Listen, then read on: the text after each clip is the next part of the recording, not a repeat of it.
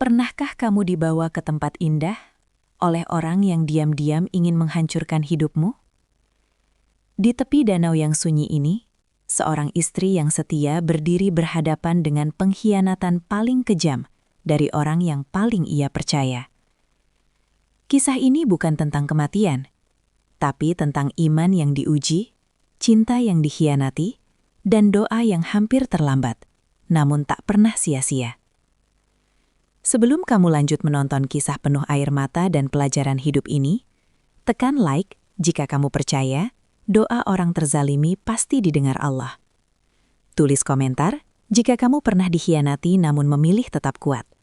Dan subscribe channel ini agar kamu tidak melewatkan kisah-kisah nyata yang menyentuh hati dan menguatkan iman. Mari kita mulai kisahnya. Assalamualaikum warahmatullahi wabarakatuh. Sahabat hati, sebelum kisah ini dimulai, jangan lupa subscribe channel ini, karena setiap cerita di sini bukan hanya tentang luka, tapi juga tentang cinta, kesabaran, dan keikhlasan. Mari kita awali kisah ini dengan bersyalawat kepada Nabi Muhammad SAW. Allahumma sholli ala Sayyidina Muhammad wa ala alihi Sayyidina Muhammad. Namaku Aisyah. Aku tidak lahir sebagai perempuan yang kuat. Juga tidak pernah bercita-cita menjadi wanita yang harus menanggung segalanya sendiri. Aku hanya seorang perempuan biasa yang pernah bermimpi tentang rumah kecil, tawa sederhana, dan suami yang bisa menjadi tempat bersandar saat dunia terasa berat. Namun takdir menuliskan jalan yang berbeda. Aku menikah dengan seorang lelaki bernama Fikri.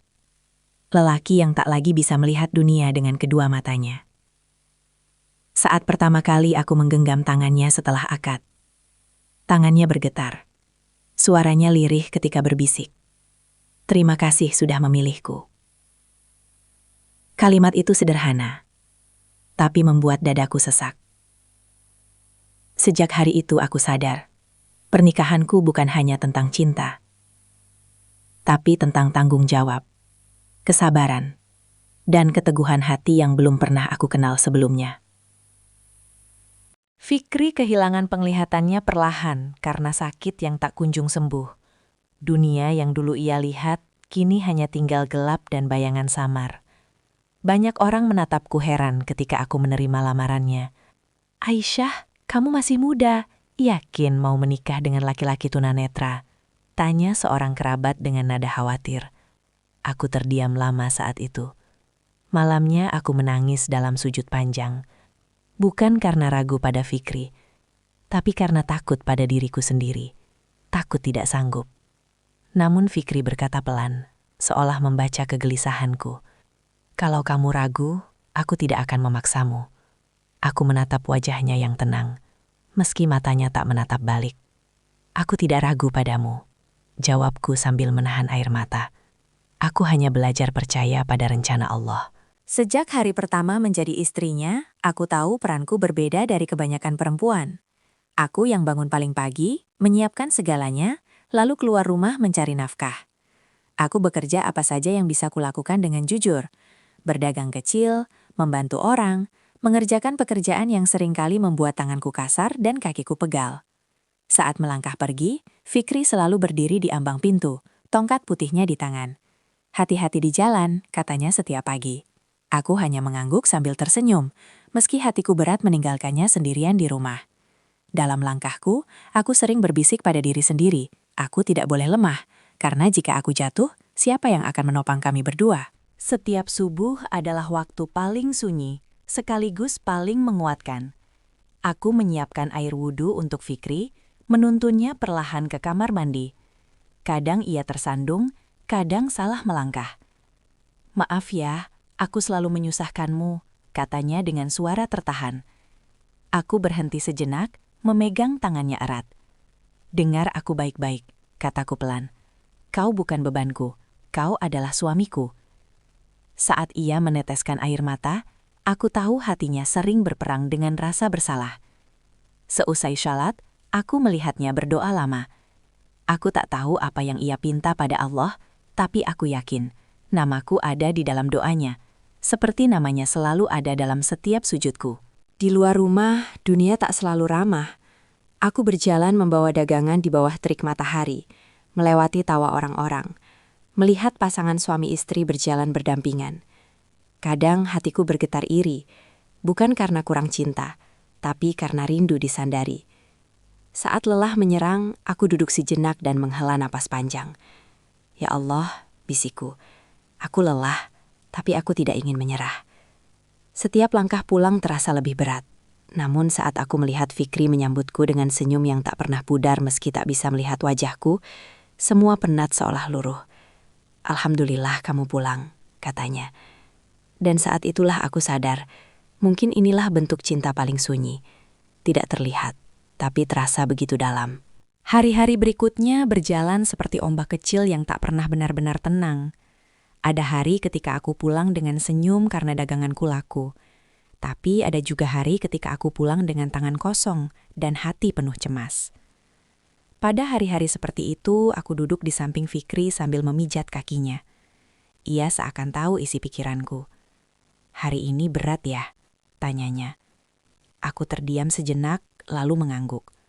Sedikit, jawabku. Ia tersenyum lalu berkata pelan. Maafkan aku belum bisa menjadi imam yang sempurna. Kalimat itu menusuk lebih dalam daripada rasa lelahku. Malam hari adalah ruang paling jujur bagiku. Ketika Fikri sudah terlelap dan rumah kami tenggelam dalam sunyi, aku duduk sendirian di sudut kamar, menatap kegelapan yang sama dengannya. Bedanya, aku masih bisa melihat, tapi ia tidak. Di sanalah aku menangis tanpa suara, menutup mulut dengan tangan agar isaku tak membangunkannya. Aku menangis bukan karena membenci hidupku, melainkan karena takut suatu hari aku benar-benar kehabisan tenaga. Ya Allah, bisikku lirih. Aku ingin ikhlas, tapi aku juga lelah. Aku merasa bersalah karena bahkan dalam doa pun, suaraku bergetar oleh keluhan.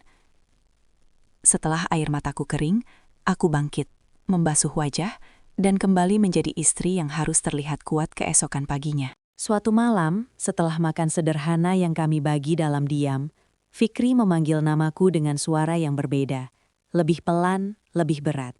Aisyah, katanya. Bolehkah aku bertanya sesuatu? Aku mengangguk. Ia menunduk, jarinya saling menggenggam. Kalau suatu hari kamu ingin pergi, aku akan mengikhlaskan. Dadaku serasa diremas. Aku mendekat, memegang wajahnya dengan kedua tanganku. Kenapa kamu bicara seperti itu? Tanyaku sambil menahan tangis. Suaranya bergetar. Aku tidak ingin menjadi bebanmu sampai tua. Tangisku pecah. Aku menikah bukan karena aku dijanjikan hidup muda, kataku terisak. Aku menikah karena aku memilihmu. Jangan pernah menyuruhku pergi hanya karena kamu merasa tak cukup. Ia menangis dalam diam. Dan malam itu kami saling menggenggam lebih lama dari biasanya. Aku ingin jujur. Aku bukan istri yang selalu sabar. Ada hari ketika emosiku tumpah. Ketika aku bicara dengan nada tinggi karena lelah yang menumpuk.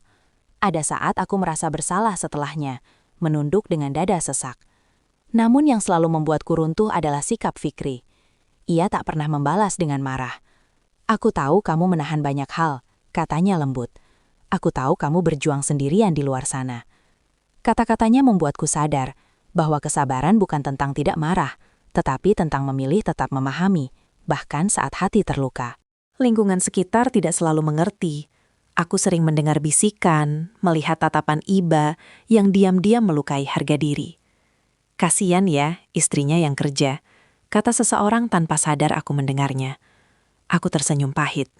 Mereka tidak tahu bahwa setiap langkah yang kuambil di luar rumah adalah bentuk cintaku pada lelaki di dalamnya. Fikri pernah berkata, biarkan mereka melihat dari jauh, Allah melihat dari dekat. Kalimat itu selalu menguatkanku. Karena pada akhirnya, aku tidak hidup untuk penilaian manusia. Aku hidup untuk menjalani amanah yang Allah titipkan di pundakku. Ada hari ketika kami benar-benar berada di titik paling sempit dalam hidup. Hari itu aku pulang dengan langkah tertatih, membawa kantong belanja yang nyaris kosong. Di dapur kecil kami, aku menanak nasi dengan tangan gemetar, menghitung butiran beras seolah itu adalah harta terakhir yang kami miliki. Tak ada lauk, tak ada sayur, hanya garam di sudut meja. Saat aku menghidangkannya, aku menunduk lama, menahan rasa gagal yang menggerogoti dadaku. Maaf, ucapku lirih. Fikri meraba piring di depannya, lalu tersenyum. Terima kasih, katanya pelan. Terima kasih sudah berjuang hari ini. Air mataku jatuh tanpa izin. Dalam kesederhanaan itu, aku belajar bahwa cinta tak pernah menuntut kemewahan. Ia hanya meminta kehadiran. Seiring waktu, aku benar-benar menjadi bagian dari penglihatannya.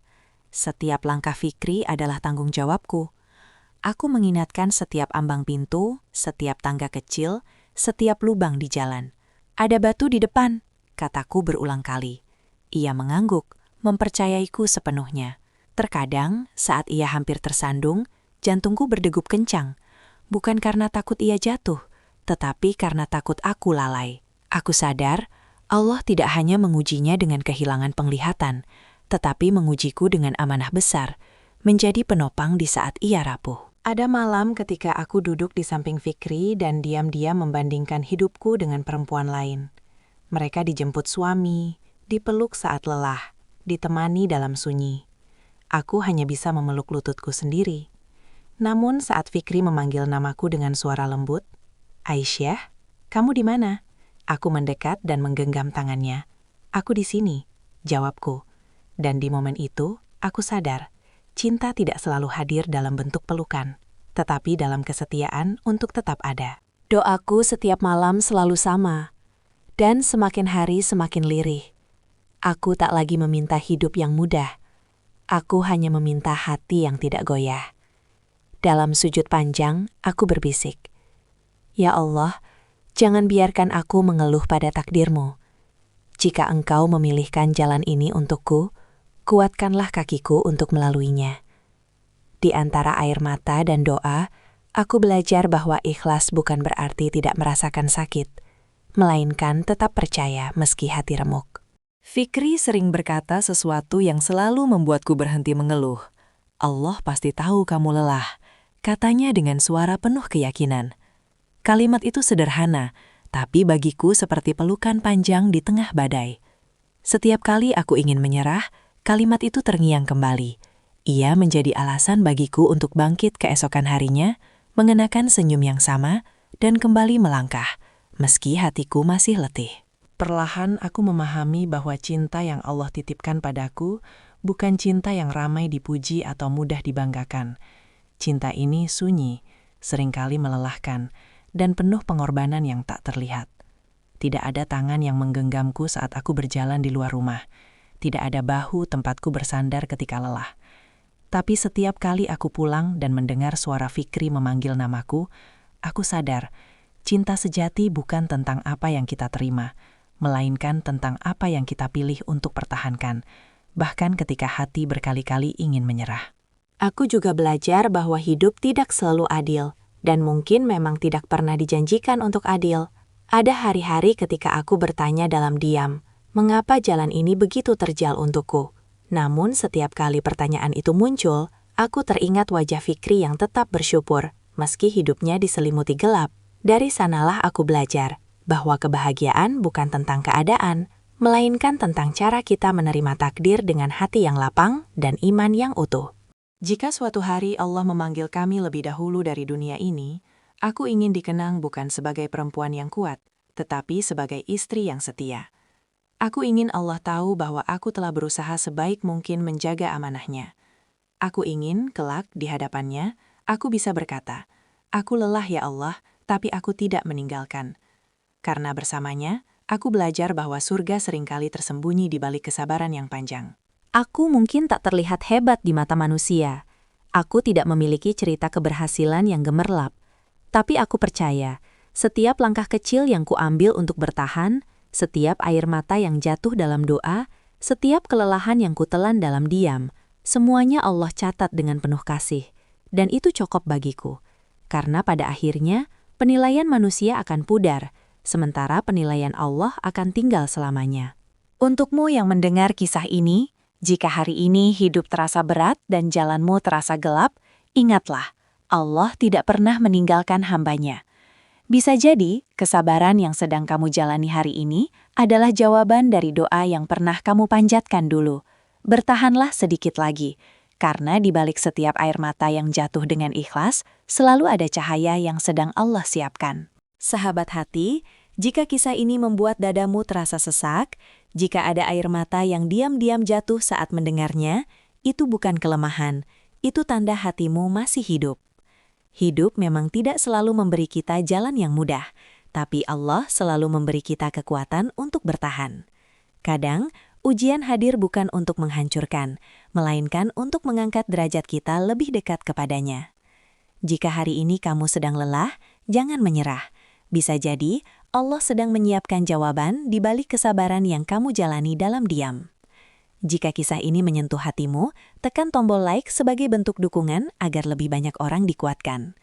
Tuliskan di kolom komentar doa terbaikmu, atau ceritakan perjuangan hidupmu. Kita saling menguatkan di sini. Dan jangan lupa subscribe channel ini, agar kita bisa terus berbagi kisah-kisah yang bukan hanya menyentuh, tetapi juga mengingatkan kita pada Allah. Semoga setiap langkahmu hari ini dimudahkan, dan setiap lelahmu diganti dengan pahala yang tak terhitung. Wassalamualaikum warahmatullahi wabarakatuh.